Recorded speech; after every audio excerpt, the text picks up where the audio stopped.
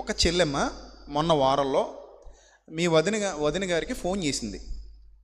అమ్మ, పరిస్థితి బాగాలేదు, మా ఆయన్ని ఐసీయూలో పెట్టేశారు, ఇంకా మాకు భయంగా ఉంది, మామూలుగా నార్మల్గా ఉన్న వార్డులోంచి తీసుకెళ్ళి ఐసీయూలో పెట్టేశారు, ఇంకా తిరిగి వస్తాడో లేదో తెలియదు, భయంగా ఉంది, ప్రార్థన చేయండి.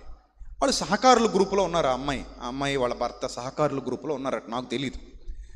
వాళ్ళు ప్రతి నెల దేవుని పని కొరకు 1000-2000 ప్రతి నెల పంపిస్తున్నారట, అంటే మీటింగ్స్ జరగడం కోసం. సహకారుల గ్రూపులో వాళ్ళ ఫ్యామిలీ పేర్లు రాయించుకున్నారు.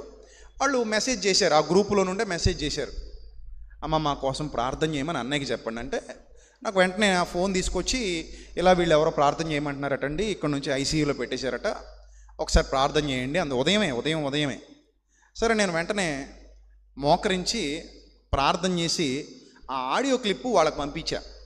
అమ్మ ధైర్యంగా ఉండండి, నేను ప్రార్థన చేశాను కదా, ధైర్యంగా ఉండండి, దేవుడు మీకు తప్పక మేలు చేస్తాడు, మీకున్న విశ్వాసమే మిమ్మల్ని కాపాడుతుంది, ఆ విశ్వాసాన్ని బట్టి ధైర్యంగా ఉండండి, ఆయన మీదే ఆధారపడండి, ఆయన చూసుకుంటాడు అని చెప్పాను. సో అలా చెప్పిన తర్వాత 2 రోజుల్లోనే, ఈరోజు ఐసీయూలో పెట్టేశారు, పొద్దున్న ప్రార్థన చేసి పంపించాం, మర్నాడు అనుకుంటా, 1 రోజు 2 రోజుల్లోనే ఐసీయూలోంచి మరలా ఆయన్ని బయటికి తీసుకొచ్చేశారు.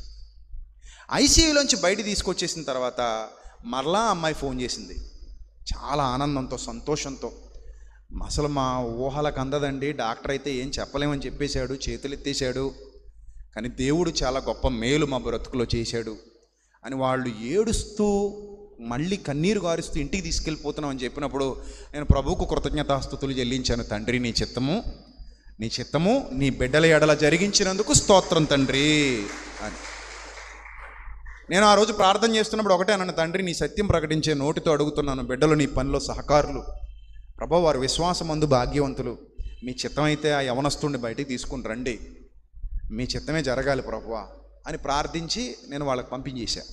సో దేవుడు చేసే మేలులు ఇలా ఉంటాయి, దానికి పబ్లిసిటీ అక్కర్లేదు, ఒక కళ్యాణ మండపానికి నువ్వు వెళ్ళక్కర్లేదు, ఒక కళ్యాణ మండపానికి పోతే ఎక్కడికో నేను పిలిపించక్కర్లేదు, అక్కడికి వస్తేనే జరుగుతాయి. ఇలాంటి చీప్ ట్రిక్లు అపోస్తలు ఎక్కడ చేయలేదు. అపోస్తలు ఎక్కడైనా ఒక కళ్యాణ మండపం బుక్ చేసుకుని, ఓ ఫంక్షన్ హాల్ బుక్ చేసుకుని, ఇక్కడికి వస్తే అద్భుతాలు జరుగుతాయి, ఇక్కడికి వస్తే సూచనలు జరుగుతాయి అన్నారా? అలాంటి పనికిమాలిన పబ్లిసిటీలు ఎప్పుడు వాళ్ళు చేయలేదు. వాళ్ళు రోడ్డు మీద వెళ్ళిపోతుంటే రోగులను పక్కన పడుకోబెట్టేసేవారట, నీడబడుతుంటే స్వస్థత వచ్చేసేది, వెళ్ళిపోయేవారు. చేతు రుమాళ్ళు తగిలితే ఏమొచ్చేసేది, చేతుగుడ్డ, అది తగిలితే స్వస్థత వచ్చేసేది, అంతే. ప్రజలు నమ్మేసేవారు.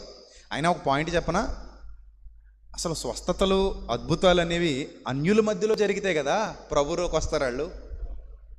మనకేటి కర్మ, మనకి ఎలాగూ మనం ప్రభు సన్నిధిలోనే ఉన్నాం కదా, మనం విశ్వాసమందు భాగ్యవంతులు అయితే మనల్ని ఆయన చూసుకుంటాడు, ఇబ్బంది లేదు మనకి.